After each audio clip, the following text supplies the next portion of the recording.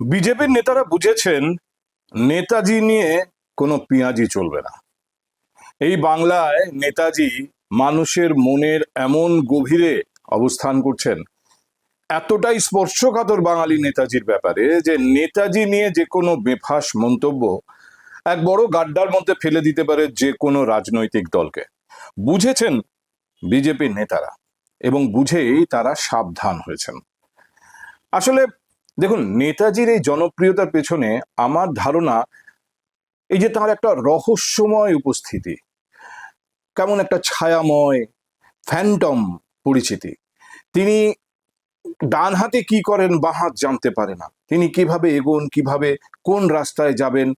এমনকি British police বুঝতে পারেনি তিনি কোথা দিয়ে বাড়ি থেকে বেরিয়ে বিদেশে পৌঁছে গেলেন, সুদূর জার্মানিতে। সেখান থেকে সমুদ্রের নিচে দিয়ে সাবমেরিনে দীর্ঘ পথ পাড়ি দিয়ে তিনি এলেন জাপান। এক অলৌকিক জীবন, এরকম জীবন আর কোনো বাঙালির নেই ইতিহাসে।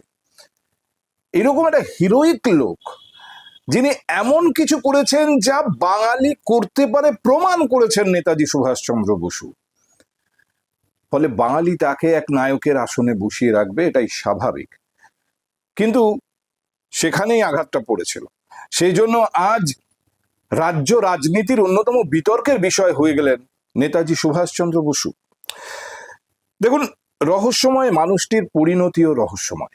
কিভাবে মানুষটি হঠাৎ অদৃশ্য হয়ে গেলেন।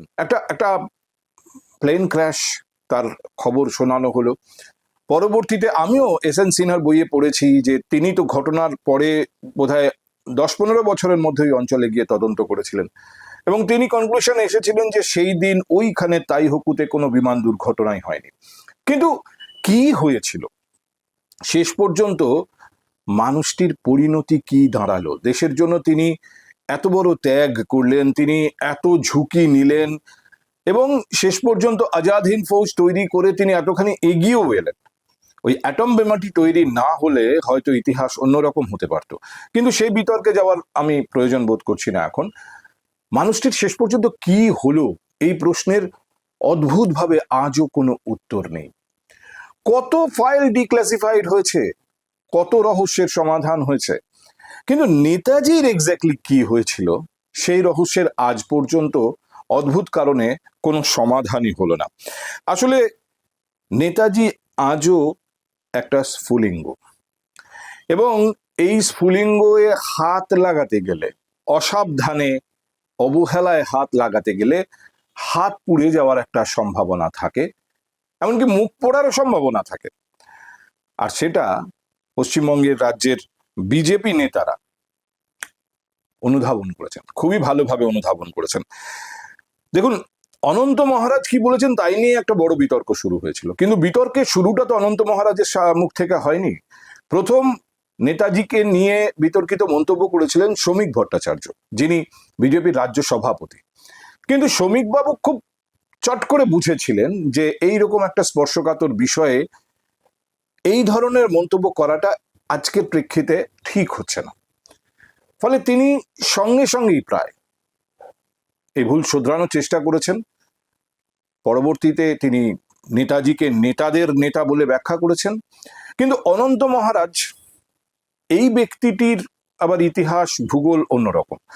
তার রাজনৈতিক পরিপক্কতা নিঃসন্দেহে এতটা নয়, শ্রমিক ভট্টাচার্যের মতো নয়। ফলে তিনি যে বেফাঁস মন্তব্য করেছেন, পরবর্তীতে তিনিও ঢোক গিলেছেন, মাথা হেড করেছেন, কিন্তু অনেকটা ঘুর পথে। ততক্ষণে বিতর্কটা অনেকটাই গেঁজে গিয়েছিল। অনন্ত মহারাজ সম্পর্কে যারা জানেন, যারা একটা খোঁজ খবর রাখেন, তারা বুঝতে পারবেন যে এই মানুষটিও একটা বিরাট অংশের মানুষ, যারা ওই অঞ্চলে থাকেন, কুচবিহার থেকে আসাম পর্যন্ত ছড়িয়ে আছেন রাজবংশী সম্প্রদায়ের মানুষ, তাদের মধ্যে জনপ্রিয় একটি মুখ। তিনি নিজেকে রাজার বংশধর বলেন। আমি যখন তার সম্পর্কে খোঁজ খবর করেছিলাম, আমি অবাক হয়ে গিয়েছিলাম যে তার অনুগামীদের একটা বড় অংশ নিজেদের জমি বেচে, বাড়ি বেচে তাকে টাকা দিয়েছিল, তিনি রাজপ্রাসাদ বানিয়েছেন। এই অনন্ত মহারাজের প্রাসাদে নাকি এখনো দাসীরা আছেন। দাসী মানে আজকের দিনের মেড সার্ভেন্ট হিসেবে ভাববেন না, যাদের মাস গেলে মাইনে দিতে হয়, তারা বাড়ির কাজ করে দেন, সাহায্য করেন গৃহস্থকে। দাসী মানে দাসী, তারা সেবা করেন, মহারাজের সেবায় দাসীরা তার প্রাসাদে নাকি আছেন, এরকম শোনা যায়। মানে আমি এই বিতর্কের মধ্যে যাচ্ছি না তিনি কি ধরনের জীবন যাপন করেন, কিন্তু তিনি রাজনৈতিকভাবে কখনো এ দল কখনো ও দল। মমতা বন্দ্যোপাধ্যায়ের কাছ থেকেই বঙ্গবিভূষণ নিয়েছিলেন, তারপরে আবার তিনি শিবির বদল করেছেন। আজকে সেই জন্য বিজেপিকে এই প্রশ্নের মুখোমুখি হতে হচ্ছে যে তাকে কেন সাংসদ পদ থেকে বহিষ্কার করা হবে না ইত্যাদি।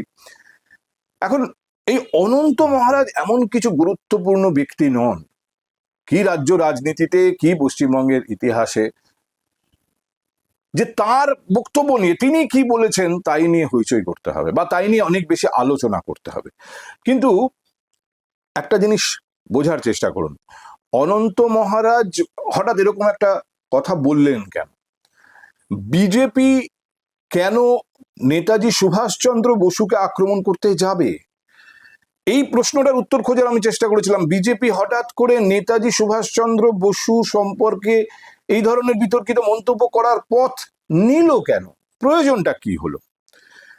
দেখুন, 1930-40-এ পশ্চিমবাংলায় কলকাতায় যে রাজনীতি, কলকাতা পুরসভার নির্বাচন, সেই সময় নেতাজি সুভাষচন্দ্র বসুর সঙ্গে শ্যামাপ্রসাদ মুখোপাধ্যায়ের কনফ্রন্টেশন। শ্যামাপ্রসাদ তখন হিন্দু মহাসভা করেন, নেতাজি সাম্প্রদায়িক রাজনীতির সম্পূর্ণ বিরোধী, এবং হিন্দু মহাসভা 16টা আসন পেল, নেতাজির ফরওয়ার্ড ব্লক 21টা আসন পেল। নেতাজি মুসলিম লীগের সঙ্গে যৌথভাবে কলকাতা কর্পোরেশনের বোর্ড তৈরি করলেন। এইসব তো আজ থেকে প্রায় 100 বছর আগের রাজনীতি, তার প্রভাব আজকের রাজনীতিতে পড়বে। কিন্তু আমি যখন অনেক রাজনৈতিক বিশ্লেষকের সঙ্গে বিষয়টি নিয়ে কথা বলেছি, তাদের অনেকে বলেছেন না, আসলে এটাই শ্যামাপ্রসাদ মুখোপাধ্যায় ভার্সেস সুভাষচন্দ্র বসু হয়ে যাচ্ছে। বিজেপির কাছে শ্যামাপ্রসাদ মুখোপাধ্যায় তাদের নেতা, তারা চান বাঙালি শ্যামাপ্রসাদ মুখোপাধ্যায়কে নেতা হিসেবে গ্রহণ করুন, আর বাঙালি তো নেতাজি সুভাষচন্দ্র বসুকে নেতা হিসেবে নায়ক হিসেবে গ্রহণ করে বসে আছে। এটা এটা কিছু কিছু রাজনৈতিক বিশ্লেষকের মত হতে পারে, কিন্তু আমার মনে হয়েছে এটা অনেকটাই জেনারেলাইজেশন হচ্ছে। কোনো একটা জায়গা থেকে হয়তো বিতর্কটা এই রাস্তায় উঠেছিল, সেই 1939-40-এর কলকাতা কর্পোরেশনের রাজনীতির বিতর্ক। শ্যামাপ্রসাদ আক্রান্ত হয়েছিলেন, আঘাত পেয়েছিলেন। সেই বিতর্কের জেরে কেউ সামান্য কোনো বক্তব্য শ্যামাপ্রসাদের সম্পর্কিত কোনো সভায় বলে ফেলেছিলেন, তিনি বিজেপির একজন বড় পোর্টফোলিও হোল্ডার বলে ফেলেছিলেন, কিন্তু তারপরে তিনি বুঝতে পেরেছিলেন এখন এটার সময় নয়, তিনি সঙ্গে সঙ্গে পশ্চাদপসরণ করেছেন, এই বিতর্কের অবসান ঘটানোর চেষ্টা করেছেন। কিন্তু রাজা যত বলে, পারিষদ দলে বলে তার শতগুণ। ফলে হয়তো অনন্ত মহারাজ কুড়িয়ে নিয়েছেন সেই ফেলে দেওয়া বিতর্ক, যে আমিও এটা বলি, কারণ উনি চান আলোচনায় থাকতে, বিতর্কের কেন্দ্রে থাকতে, এবং কোথায় থামতে হবে তিনি জানেন না বলে বিতর্কটা এত বড় হয়েছে। এটা হতেই পারে, কিন্তু রেকটিফিকেশনের চেষ্টা হয়েছে। আমি আগেই বলেছি, রাজ্য বিজেপির সভাপতি নিজে নেতাজিকে নেতাদের নেতা বলে ব্যাখ্যা করে ব্যাপারটাকে ব্যালেন্স করার চেষ্টা করেছেন। সর্বোপরি রাজ্যের মুখ্যমন্ত্রী, তিনি তো এক পর্যায়ে ঘোষণা করেছেন নেতাজি সম্পর্কে কেউ যদি কোনো অবমাননাকর শব্দ ব্যবহার করেন তাহলে তার বিরুদ্ধে কড়া আইনি ব্যবস্থা নেওয়া হবে। এবং শুধু ঘোষণা নয়, তিনি পরবর্তীতে জানিয়েছেন, নেওয়া হয়েওছে। সমাজ মাধ্যমে নেতাজি সম্পর্কে অবমাননাকর মন্তব্য করে ইতিমধ্যে 5 জন পুলিশ হেফাজতে পৌঁছে গিয়েছেন। যেখানে মুখ্যমন্ত্রী তার অবস্থান এত স্পষ্ট করছেন যে কোনোভাবেই নেতাজিকে অবমাননা করা যাবে না, তাকে বিরূপ সমালোচনা করে বিদ্ধ করা যাবে না। ঠিক সেই সময় যখন তিনি বলছেন যে নেতাজি সম্পর্কে অবমাননাকর মন্তব্য করলে পুলিশ ব্যবস্থা নেবে, আইনানুগ ব্যবস্থা নেওয়া হবে, কড়া ব্যবস্থা নেওয়া হবে, ঠিক সেই সময় রাতের অন্ধকারে কলকাতায় নেতাজির মূর্তির হাত ভাঙা পড়ল। আমার কাছে এটাই আশ্চর্যের, কে ভাঙলো নেতাজির হাত? নেতাজির এই মূর্তিটি নিউ আলিপুরে যেখানে যে অবস্থানে বসানো আছে, একটা পার্কের কোণে, ইনফ্যাক্ট সেখানে সত্যি কথা বলতে কি এই নিয়ে বিতর্ক হতে পারতো, নেতাজির মূর্তি এত অযত্নে কেন কেন সেখানে একটা স্ট্রিট লাইট পর্যন্ত নেই। এত বড় একটা ঘটনা, অর্থাৎ নেতাজির মূর্তির কেউ হাতটা ভেঙে দিয়ে চলে গেল, দেখেই বোঝা যায় যে রাজনৈতিক বিতর্কটাকে উস্কে দেওয়ার একটা চেষ্টা। কারা করলেন এমন কাজ?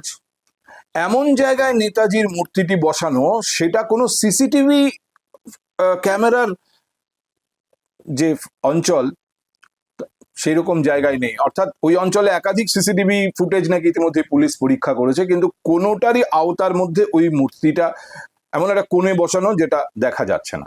ফলে অপরাধটা কে করেছে তাকে চিহ্নিত করা যায়নি। নেতাজি নিয়ে অবমাননাকর মন্তব্য করে সোশ্যাল মাধ্যমে ইতিমধ্যে 5 জন শ্রীঘরে গেছেন, কিন্তু নেতাজির অঙ্গহানি যে বা যারা করেছে তাদেরকে চিহ্নিত করা যায়নি। ফলে নিউ আলিপুরের নেতাজি মূর্তিকে বদলে দেওয়া হয়েছে। সেখানে অবশ্যই বিজেপি অন্যতম গুরুত্বপূর্ণ ভূমিকা পালন করেছে, পাশাপাশি স্থানীয় মানুষও ছিল। নেতাজির মূর্তি সেখানে বদলে অন্য মূর্তি বসানো হয়েছে, কিন্তু এই অপকর্মটি কে বা কারা করেছে সেই প্রশ্নের কোনো সদুত্তর মেলেনি। এবার যদি লজিক ব্যবহার করা যায়, যখন মুখ্যমন্ত্রী বলছেন নেতাজির বিরুদ্ধে অবমাননাকর শব্দ ব্যবহার করলে, নেতাজিকে অসম্মান করার চেষ্টা করলে কড়া ব্যবস্থা নেওয়া হবে, সেই সময়ে তার কোনো অনুগামী বা তার দলের কোনো অনুগামীকে এটা করতে পারেন যে নেতাজির মূর্তিকে সেই সময় ভেঙে দাও? এমন একটা মূর্তি যেটা এমন একটা জায়গায় আছে যে সবসময় চোখে পড়ে না, কোনো সিসিটিভির আওতায় নেই, এরকম একটা মূর্তি খুঁজে বের করে তারা হাত ভেঙে দাও।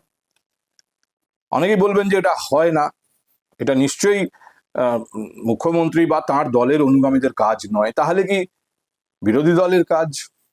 আবার অনেকে বলছেন যে একেবারে এরকম ভাবে জেনারেলাইজ করাও যায় না, রাজনীতিতে সবই সম্ভব। মোট কথা হচ্ছে এই প্রশ্নটার উত্তর খোঁজা দরকার যে নেতাজি আক্রান্ত হলেন কেন কলকাতায় ঠিক এই সময়। কুচবিহারের এক ব্যক্তি, তিনি সেই অর্থে বিরাট কোনো পশ্চিমবাংলার রাজনীতিতে বড় মুখ নন, তিনি একটা মন্তব্য করেছেন, তার প্রেক্ষিতে বিতর্ক, সেই বিতর্কে জল ঢেলেছেন খোদ মুখ্যমন্ত্রী, খোদ বিজেপি রাজ্য সভাপতি। তারপরে হঠাৎ করে এই খুঁচিয়ে তোলা কেন? এই প্রশ্নটার জবাব জানা খুব জরুরি। আজ নেতাজিও শেষ পর্যন্ত আক্রমণের শিকার হলেন। 2019 সালে কলকাতার মাটিতে বিদ্যাসাগর আক্রান্ত হয়েছিলেন, বিদ্যাসাগরের মূর্তি। আর 1926 সালে এবার নেতাজি আক্রান্ত হলেন।